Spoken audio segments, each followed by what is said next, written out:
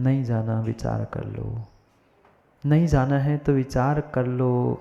44 दोष और 77 गुण, कौन भारी? कौन भारी? संख्या में नहीं पूछ रहा हूं।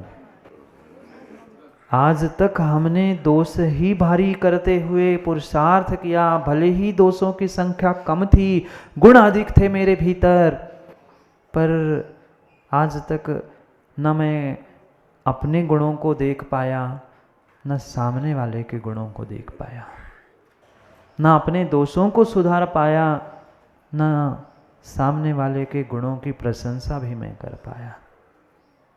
भूल मत करो, भूल मत करो। उन दोषों से कई अधिक गुण तुम्हारे भीतर है, मौजूद है, आज भी है। खोटे पंचम काल में आने के बाद भी आज आप में बहुत सारे गुण हैं, पर हम दूसरों के दोषों को तूल देते हुए अपने ही दोषों को बढ़ाने का प्रयास करते हैं।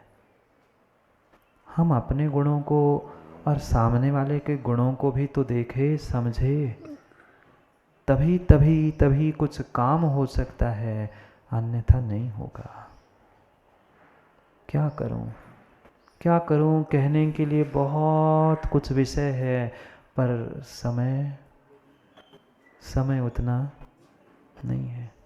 समय उतना नहीं है। पहले गाथा पढ़ते हैं, 165, 167, 166। बस आज ग्रंथ का उपसंहार होगा। कभी शुरू किया था तो कभी समाप्ति की ओर भी है।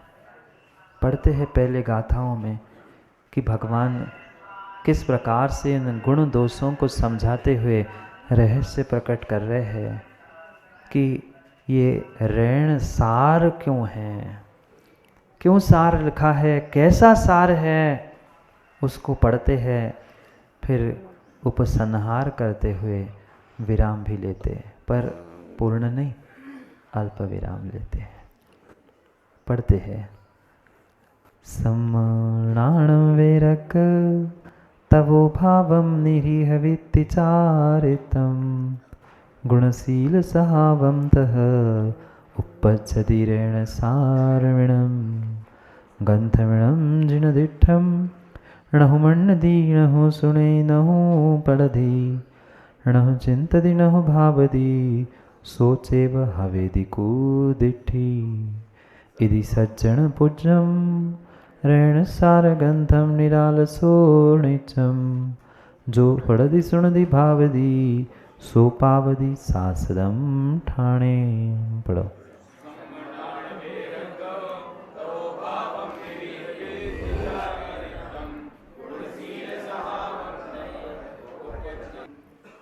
सम्मम नाणम वैराग्यम तव भावम निरीहवित्ति चारित्रम गुण शील आस्वभावम तह उपपज्जति ऋण सारम इदम।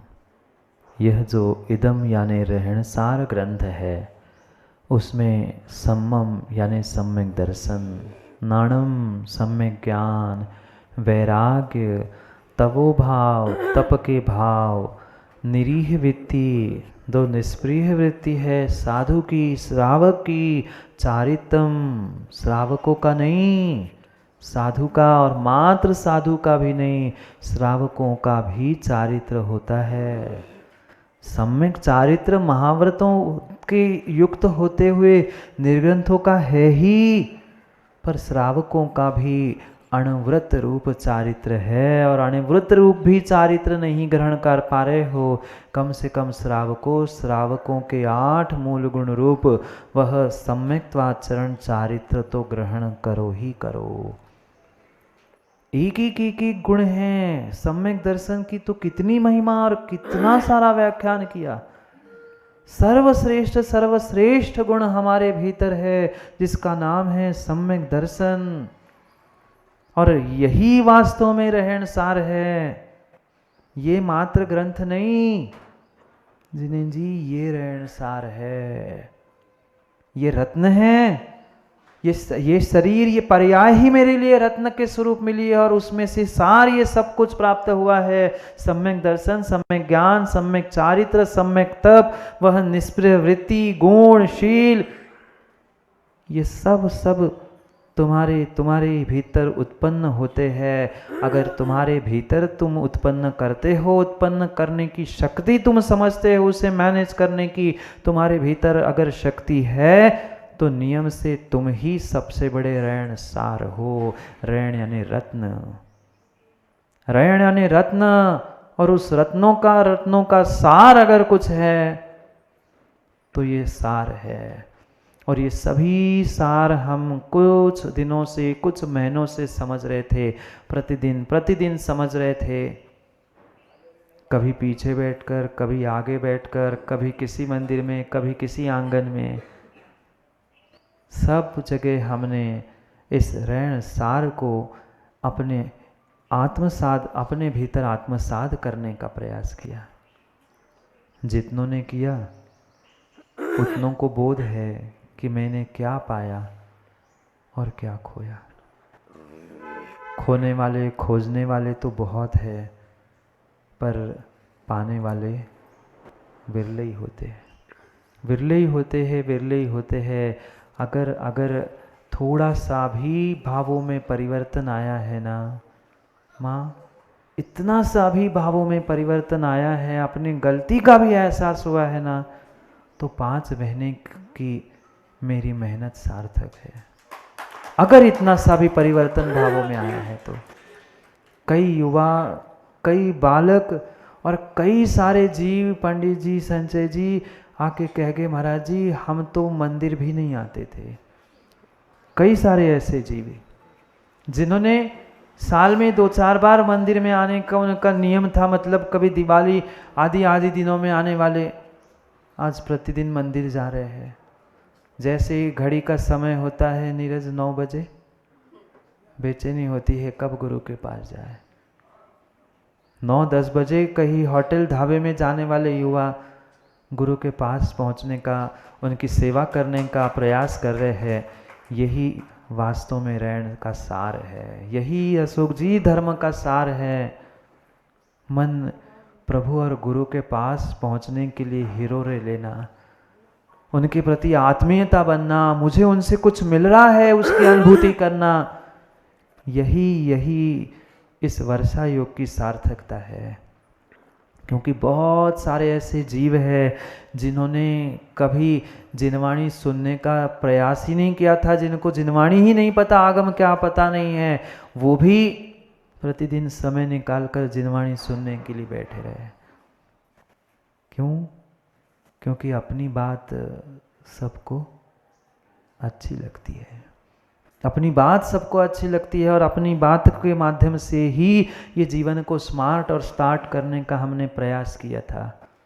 एक एक विषय हमने स्पष्ट करते करते आज वह समय है जब सब पूर्णता की ओर है, सब पूर्णता की ओर है। इसलिए उपसंहार में कह रहे हैं कि ज्ञानी गंथम मिणम जिनदिठम, कुंद कुंद भगवान भी अपनी सहजता का, अपनी सरलता का परिचय देते हुए कह रहे हैं, ज्ञानी मैंने कुछ नहीं किया, ये मेरा ग्रंथ नहीं है। जिनदिठम, यह जो ग्रंथ ऋणसार आपको मिला है, मात्र मैंने अक्षरों को, शब्दों को, भाषा को सुसंस्कृत करते, व्यवस्थित करते हुए लिपिबद्ध करने का प्रयास किया है, पर मूल ग्रंथकर्ता तीर्थंकर भगवान, तस्य उत्तर ग्रंथकर्ता गणधर भगवान, फिर आचार्य भगवान, ऐसे क्रम से हमें प्राप्त हुआ है। गौतम कुंद कुंद भगवान की कितनी सरलता। आज थोड़ा सा ज्ञान हो जाता है तो ठेकेदार जी अदगर घगरी झलकत जाए, ऐसी स्थिति है। पर कितनी सरलता। वास्तव में जिसके भीतर सच्चा ज्ञान होता है वह कभी अकड़ते हुए, कभी गुर्राते हुए मिलता ही नहीं है। जितनी सरलता, सहजता जीव की है, ये पक्का मान लेना, उतना ही वह ज्ञान से भरा हुआ होता है। जिस पेड़ पर फल लगते हैं, पेड़ की डालियाँ अपने आप झुक जाती है। जिसके पास ज्ञान होता है वह विनय से झुका हुआ ही मिलता है, और जो अभी झुकना नहीं जान रहा है उसने अभी सच्चे ज्ञान को प्राप्त किया ही नहीं है। क्या सरलता! इतना गजब का ग्रंथ लिखने के बाद भी कुंद कुंद भगवान पुनः आखिरी में कह रहे, समय समय पर कई गाथाओं में कह दिया जिनुदिठम जिनुदिठम, पुनः आखिरी में कह रहे गंथम इदम जिनुदिठम। ये जिनेंद्र भगवान ने कहा हुआ ग्रंथ है। मेरा कुछ भी कर्तृत्व नहीं है, मेरा कोई कर्तापन नहीं है, और जिसके भीतर कर्तापन नहीं होता है वही विषय कषायों से दूर होकर भगवत्ता को प्राप्त करता है, अपने जीवन को स्मार्ट करता है। मेरा कुछ नहीं है, ये सब तीर्थंकर ने दिया हुआ, जिनेंद्र भगवान ने कहा हुआ है। और नहु मन्नदी, नहु सुनेदी, नहु पठेदी, नहु चिंतदी, नहु भावदी। जो इसको मानता नहीं है, अरे मानने की बात तो छोड़ दो, जो सुनता भी नहीं है, जो पढ़ता भी नहीं है, जो उसके बारे में चिंतन नहीं कर रहा है, उसके भावों को समझने का प्रयास नहीं कर रहा है, वह सोचे भवदी। क्या लिखा?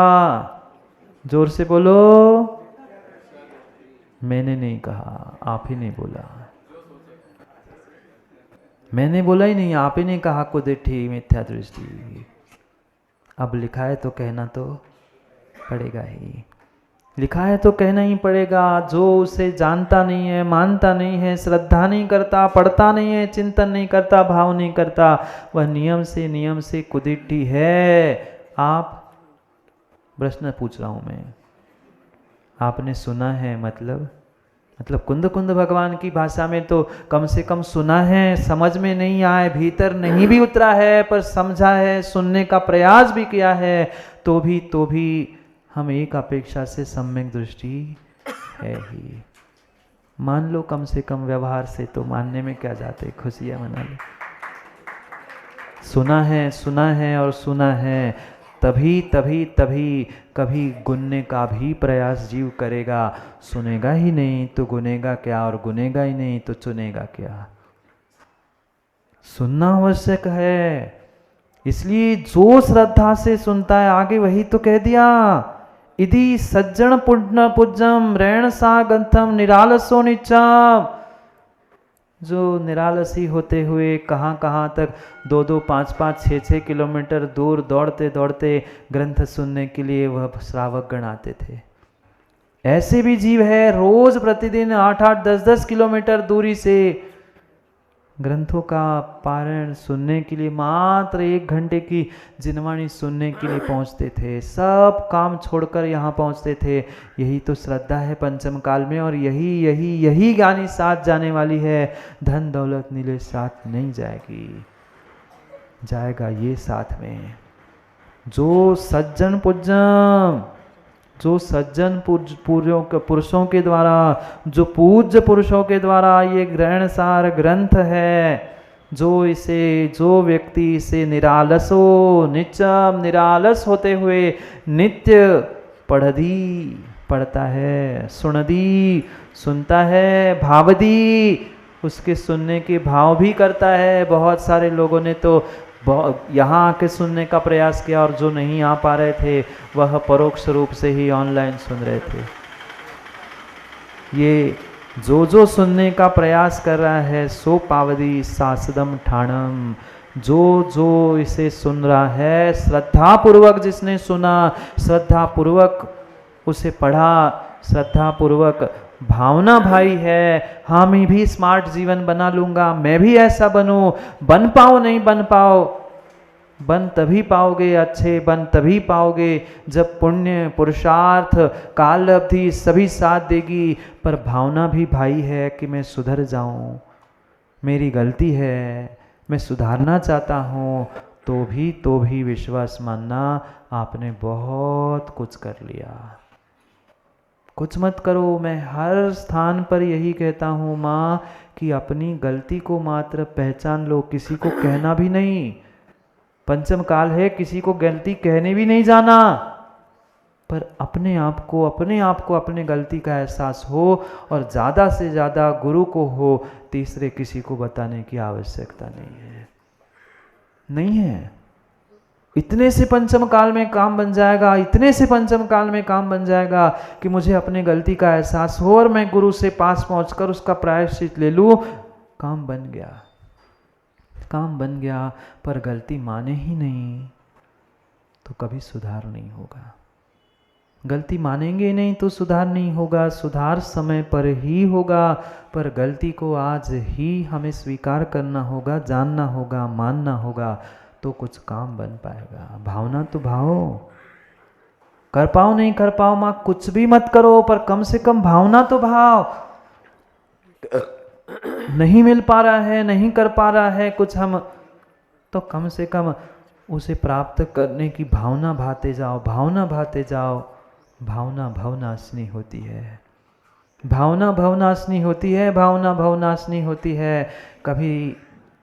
कभी मोदी जी, ऋषिनगर वालों ने भावना भाई थी प्रमोद जी, ये 25-30 वर्ष हो गए मंदिर बने, किसी निर्ग्रंथ का चतुर्मास नहीं हुआ। ये गुरु की अनुकंपा, मुनि संघ की अनुकंपा कि 2500-30 वर्ष बाद ये आज ऋषिनगर का मंदिर इस वर्ष निषिद्धका के रूप में, क्योंकि जहाँ भगवान है वो तो स्थान पूज्य था ही, पर निर्ग्रंथों का 4-5 महीने का समय प्राप्त होना, ये बहुत अद्भुत बात। आपका पुरुषार्थ, आपका पुण्य, आपकी मेहनत आज वास्तव में ये इस वर्षा योग के निमित्त से आप सब ने फलीभूत की है। ये तो सब गुरु का आशीर्वाद है कि इतनी सहजता से गुरु ने आप सभी के लिए ये चातुर्मास वर्षा योग प्रदान किया, और आप सभी की भी ये तन मन धन से सुनने की, समझने की, आत्मसात करने की जो परिणति हुई, यही आपके आत्मोत्थान का कारण बन सकती है। इसलिए जो सुना है वह सोना करने के लिए नहीं, सोना करने के लिए सुना है। जो सुना है वह सोना करने के लिए नहीं, सोना करने के लिए सुना है। ये ध्यान रखना, ये ध्यान रखना, ये ध्यान रखना। ये प्रतिदिन सुबह सब काम छोड़कर, माँ घर में काम नहीं थे इसलिए बैठे थे,